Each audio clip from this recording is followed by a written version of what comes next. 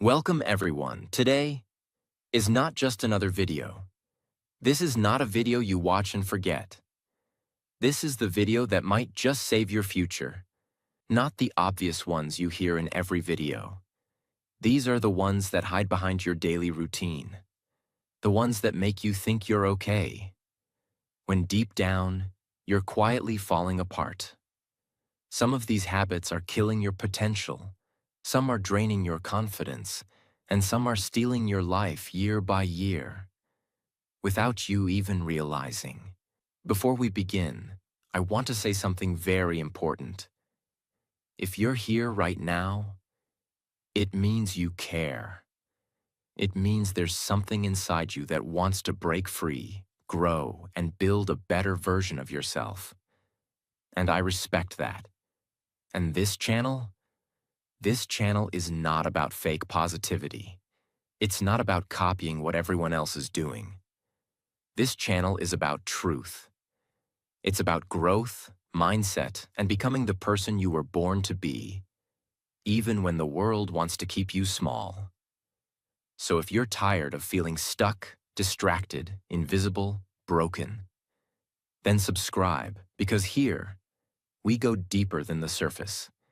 We go inside the mind, inside the heart. We say the things nobody else dares to say. And yes, watching this will also improve your English while changing your life. Now let's begin. Habit 1. Overthinking. The silent killer of action. Let me be clear. Overthinking is not thinking deeply. It's thinking yourself into paralysis. You replay conversations. You imagine failure before you even try. You doubt your own instincts so much that you forget how to move. You create movies in your mind. Where people judge you, you fail miserably, or something bad always happens. But guess what? None of that is real. It's all imagination. Yet it still kills your confidence, your energy, and your opportunities. Real example. You wanted to start a YouTube channel last year. You had ideas, excitement, motivation. But then, you thought, what if I'm not good enough? What if people laugh at me? What if I fail? So you did. Nothing. And now it's been 1 year. No progress, no results. Just a graveyard of dreams buried under what if. Overthinking doesn't protect you. It imprisons you. The solution? Don't wait for the perfect answer. Don't wait until you feel ready. Do it messy. Do it scared. Do it unsure. Because one small step forward is 10 times more powerful than 100 thoughts in your head. Overthinking feels smart, but it's not intelligence. It's fear wearing a suit. Habit 2. Procrastination. I'll do it tomorrow. This one is destroying more lives than failure ever could. People aren't failing because they're stupid. They're failing because they keep saying, not today. I'll do it tomorrow. I need to be in the right mood. Next week I'll start for sure. And then what happens? 1 year passes, then 3, then 10. And one day you look in the mirror and realize, you built nothing. You became no one. There was a guy named Leo. He wanted to write a book. He kept saying, next month. Then his mom passed away suddenly. The book never got written. And now he says the most painful sentence anyone can say. I thought I had more time. Procrastination isn't a time problem. It's an emotional avoidance problem. We delay things that scare us. Because deep down, we're afraid of failing, or succeeding, or being judged. But every day you delay, you become a little more okay with doing nothing. And that's how people disappear into regret. The fix? Treat your future self like someone you love. Because every time you say tomorrow, you're stealing from the person you're supposed to become. Do it now. Not because it's easy, but because it's your responsibility to your future. You don't need motivation. You don't need perfect conditions. You need to start. Start small. Start today. Because if these two habits, overthinking and procrastination, stay in your life for another year, they will destroy every single dream you have. Habit 3. Mobile addiction. The digital cage. You think is freedom. Let me ask you something honest. What's the first thing you touch in the morning? Your phone, not water, not your journal, not your dreams, not even your partner or parents if they live with you. Just the phone. You open your eyes, and instead of facing your life, you face a screen full of other people's lives. The truth no one tells you. Mobile addiction doesn't feel dangerous. It's not like alcohol or drugs. You don't lose your job instantly. You don't get arrested. You don't feel sick. That's what makes it worse. It kills you softly, minute by minute, scroll by scroll. It replaces your presence with distraction, your ideas with noise, your reality with illusion, and you don't even notice. Real-life example. A girl named Emma had big dreams. She wanted to be a designer. She downloaded tutorials, joined online classes, even made a 30-day plan. But every time she sat down to start, she quickly checked Instagram, then a reel, then 2, then YouTube, then WhatsApp. Then 3 hours passed. This happened every day for 6 months. Now when people ask her what happened to her dream, she says, "I don't know. I just didn't have time." But she had time. She just gave it away to a screen that didn't care about her future. What's actually happening? Your brain gets dopamine hits every time you scroll. That's the chemical of pleasure, excitement.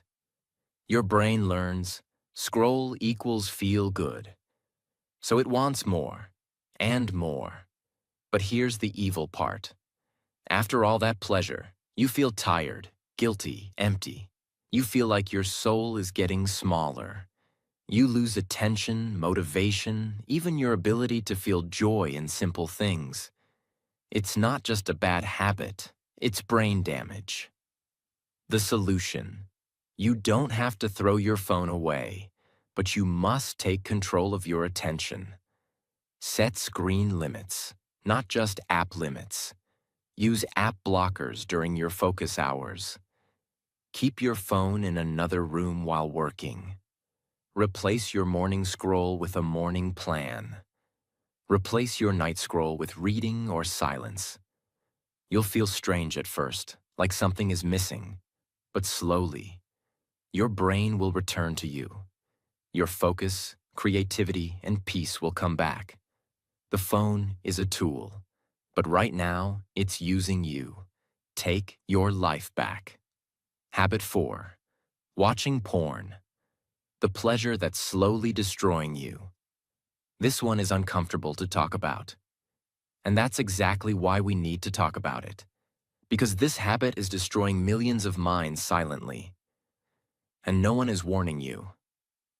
The harsh truth. You think it's just a little release. You think it's harmless. But the truth is, watching porn regularly is one of the most powerful ways to destroy your confidence, discipline, energy, and emotional connection. What it does to your brain. Porn releases massive levels of dopamine, way more than real life. It tricks your brain into thinking you just won the biggest reward. But you didn't. You sat alone, staring at a screen. Over time, your brain builds tolerance. Now regular things don't excite you. Normal relationships feel boring. You lose your drive. You lose your masculinity or femininity. You lose interest in real life. Your brain thinks, why chase goals or real love when I can get cheap pleasure instantly? This is dopamine slavery, and it's rewiring your future. The psychological destruction. It kills discipline. You feel weak, lazy, and foggy after watching. It kills real intimacy. You expect perfection and performance, not connection. It leads to shame. You know it's wrong, but you can't stop. It leads to anxiety and low self-worth. And worst of all, it becomes an escape from everything. Pain, failure, boredom. You run to it every time something gets hard, but slowly, it becomes your prison. Example: there was a boy named Aiden, bright, creative, wanted to build a business, but every time he felt lonely or anxious, he went back to porn. Then it became daily, then multiple times a day. His confidence dropped. He stopped going out. He stopped creating. One day he told his friend, "I feel like I'm dying inside, but I don't know how to stop." Because porn isn't just a bad habit. It's a spiritual poison. How to escape it? You can't quit it by just using willpower. You must replace it with real habits and deeper purpose. Exercise hard. Sweat. Use your body. Meditate. Let your mind face silence. Spend time with real people, not pixels. Journal. Be honest about your emotions. Build a dream so big that you don't want to waste another minute. And forgive yourself. You're not evil. You're human. But you must choose to rise above this, or you will waste years of your life in shame, silence, and regret. Habit 5. Negative self-talk. Becoming your own enemy. Without realizing it, have you ever noticed the way you speak to yourself? Not out loud, but inside your head? The quiet voice when you fail? The whisper when you make a mistake? What does it say? "You're so stupid. Why do you always ruin everything? Look at you. You're not good enough. No one will ever love someone like you. I'm such a loser."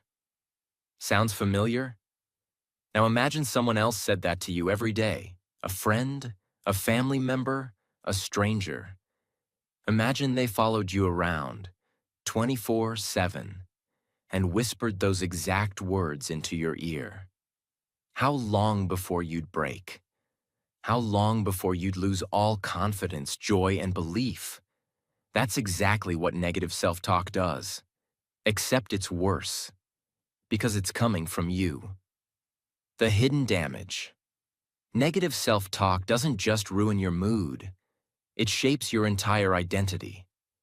Every time you call yourself lazy, every time you say, "I'm not smart enough," every time you joke about being a failure, your brain listens, and it starts to believe it. You begin to act smaller, dream smaller, expect less. You settle for average, toxic relationships and failure. Not because you aren't capable, but because your mind has been programmed to believe you don't deserve more. Example: there was a guy named Jason. In school, he failed a math test, just once.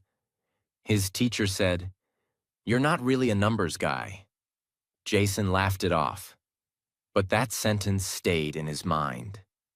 Years later, anytime he saw something that looked like numbers or data, he would say to himself, "Oh, I'm bad at this stuff. I'm just not that smart." He avoided jobs he could have grown into. He avoided opportunities. He even rejected a promotion at work because he thought, "They'll find out I'm not as smart as I look." But the truth is, he wasn't dumb. He was just trained to believe he was. That one moment, that one sentence, became his inner voice, and it controlled his life. What you repeat, you become. If you keep calling yourself a failure, your actions will match it. If you keep telling yourself you're not attractive, you'll avoid people. If you believe you're not worthy of love, you'll accept anyone who treats you badly, just to feel seen. This isn't just mindset. This is identity programming. The words you use to describe yourself become the blueprint of your future.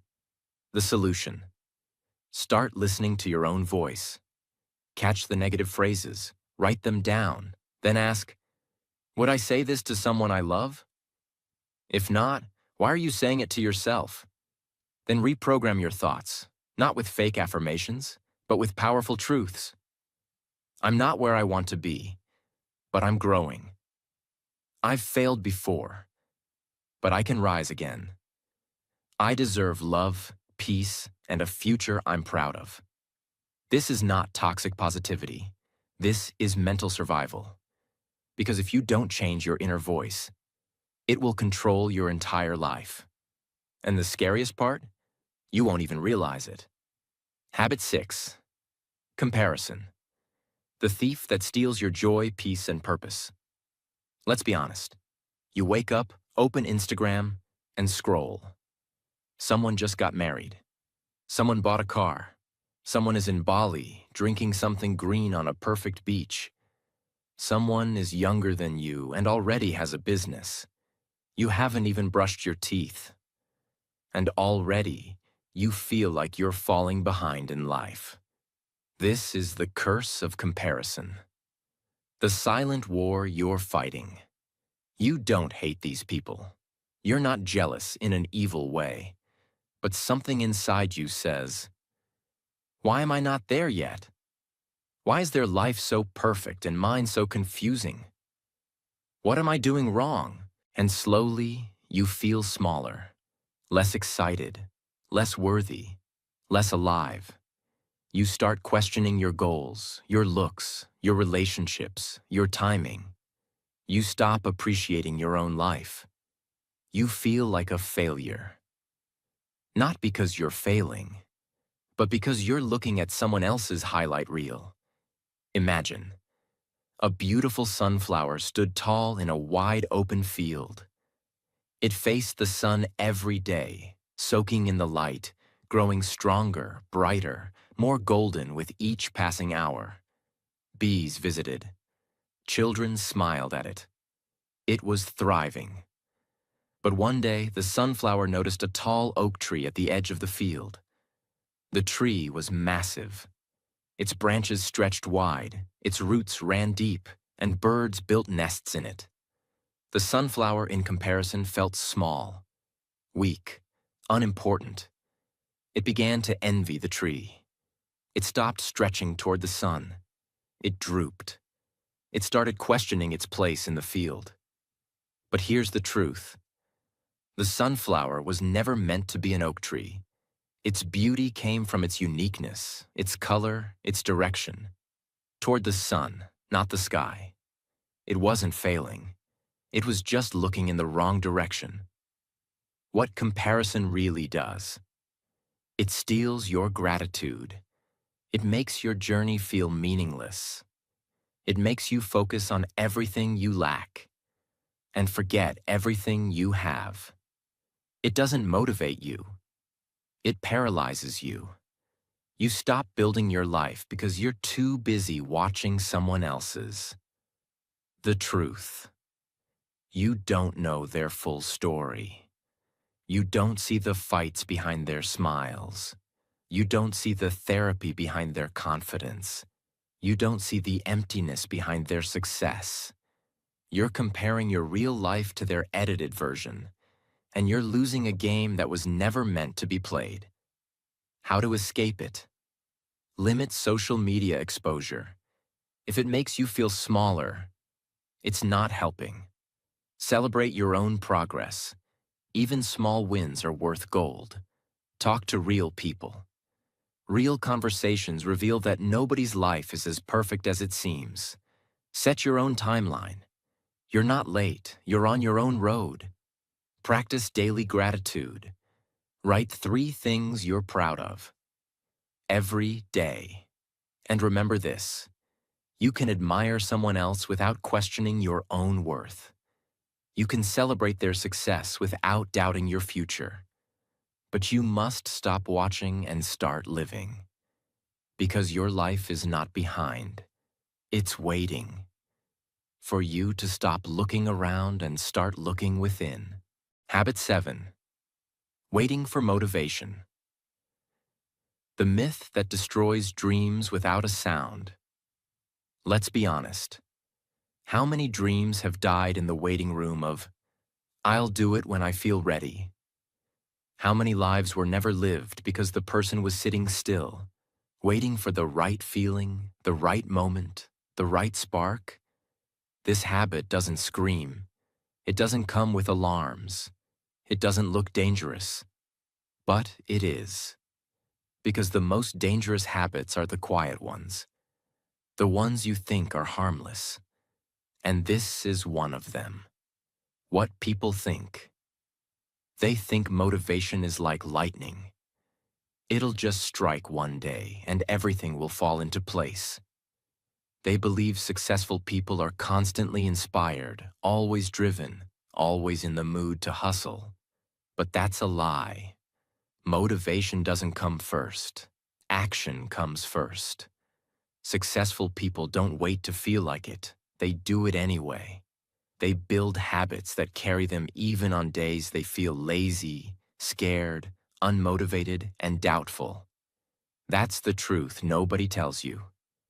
There were two students. Both dreamed of starting a podcast. One said, "I want to do it, but I'm waiting for the right time. I want to feel ready. I want to be confident. I need better gear. I need to fix my accent. I need inspiration." He waited. A week passed, then a month, then a year. He watched others grow. He kept scrolling, kept watching tutorials, kept telling himself, "Not now. Soon. Maybe next month." But he never started, because he thought motivation was supposed to show up like magic. The second student was scared too. He had no expensive microphone. His voice trembled. He wasn't even sure what to say. But he hit record anyway. He uploaded his first episode, then his second, then his third. He was terrible at first. Nobody listened. He wanted to quit. But he kept going. 6 months later, people started to notice. A year later, he was being invited to speak on other shows. 2 years later, he turned his podcast into a full-time income and helped thousands of people. Not because he was more talented, not because he had more time, but because he didn't wait to feel ready. Why this habit is so deadly? Because it tricks you. It makes you believe that waiting is wise, that you're just being patient, that you're preparing. But in reality, you're just avoiding discomfort. You're hiding behind fear, and you're calling it logic. Waiting for motivation is like standing at a locked door, hoping it will open by itself. But the door only opens when you push it. The truth.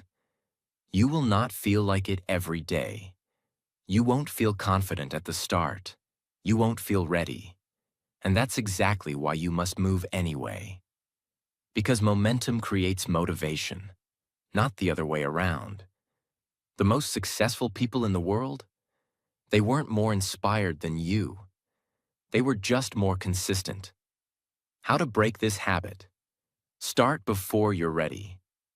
Especially when you're scared. Commit to action, not feelings. You don't need to feel good to do good work. Lower the bar, aim for 5 minutes. Just begin. Beginning is everything. Build rituals. Set the same time every day to work. Even when it feels pointless. Stop over-preparing. Action teaches you faster than planning. If you keep waiting for the perfect feeling, you'll spend your life watching others live their dreams, while yours collect dust inside your mind. Don't wait for motivation. Create it. Habit 8. Not finishing what you start. The silent destroyer of self-respect. This habit doesn't just waste your time. It shatters your identity. It tells your brain a dangerous lie. I can't trust myself. You begin a book. You get excited. You take notes, highlight pages, feel smart. Then one day you forget to read. Then 2 days. Then a week. You tell yourself you'll return to it. But you don't. Now the book sits on your shelf. a symbol of what you wanted to be, but didn't become. The hidden danger. When you don't finish what you start, it doesn't just affect the project. It affects you. It affects the way you see yourself. Every time you quit halfway, you send a message to your own brain. I don't follow through. I'm the kind of person who gives up. I'm not consistent. I'm all talk, no action. This builds shame, and shame kills momentum. Soon you're afraid to start anything new, because deep down you believe. What's the point? I'll probably quit anyway. Every morning the alarm clock rang exactly at 5 a.m. It was designed for purpose, to wake someone up, to start their day, to push them toward something meaningful. But the person hitting the snooze button had a different pattern. They ignored it once, then twice, then every day. Soon, the alarm clock felt useless. It still had the same power. It still worked perfectly. But it wasn't being heard anymore. Eventually, it stopped ringing. Not because it was broken, but because it believed it no longer mattered. That's how neglect becomes identity. That's how being ignored becomes silence. The reality. Starting is easy. Finishing is what changes your life. Anyone can begin a diet, a YouTube channel, a business idea, a novel. But the world belongs to those who push through boredom, push through failure, and cross the finish line. Even when no one is clapping. That's the difference between dreams and results. Why most people quit.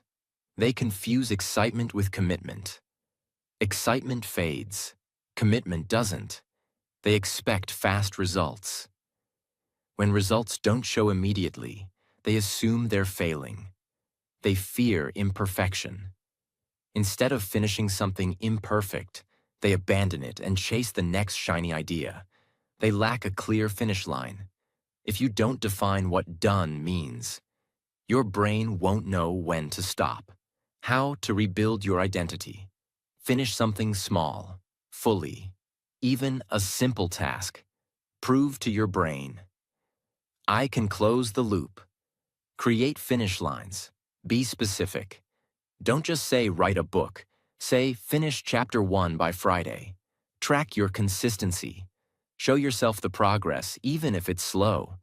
Be okay with messy. Done is better than perfect.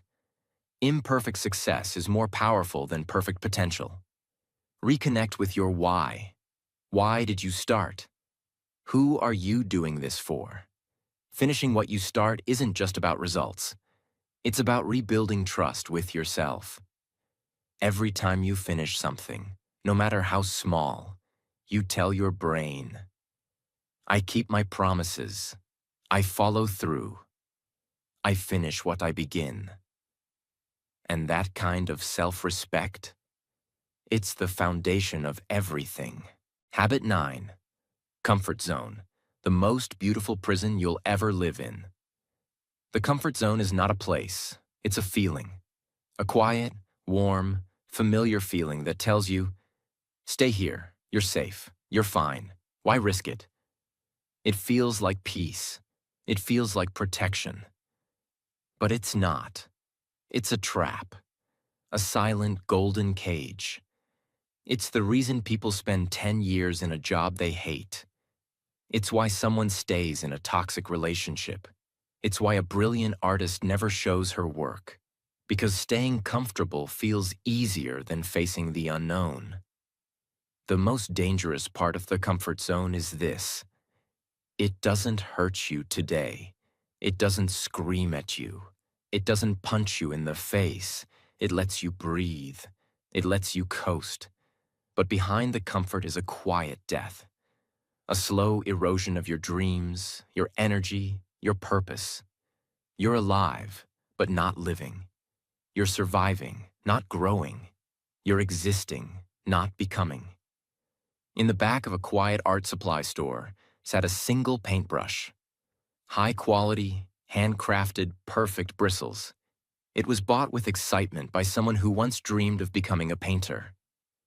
At first, it touched a canvas or two. A few bold strokes, a few colors. But soon, life got busy. Doubts grew louder. What if I'm not good enough? What if people laugh at my work?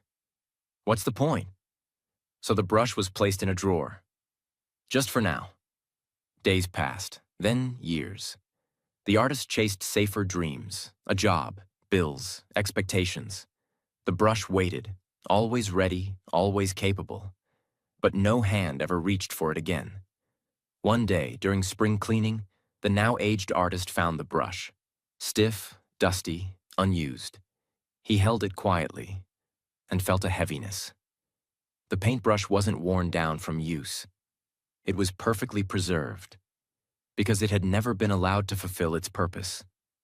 It hadn't been broken by failure. It had been forgotten by fear, and that's how most dreams die. Not with a bang, but with silence. Why people stay in the comfort zone? Because it doesn't feel like failure. It feels like rest. It feels like safety.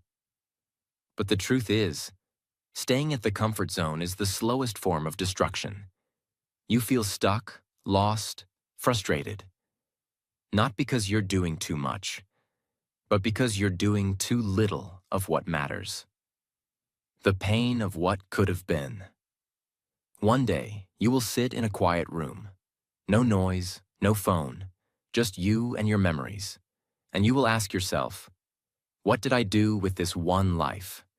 And if all you did was stay comfortable, you will feel a pain greater than failure. The pain of regret. Because failure teaches you. Comfort empties you. How to escape it. Do one scary thing every day. Even a small action that stretches you. Say yes before you feel ready. Let your action build your courage. Make discomfort a habit. If you always choose what's easy, life will always be hard. Surround yourself with growth-minded people.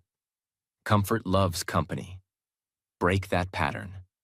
Ask yourself daily, what would the braver version of me do today?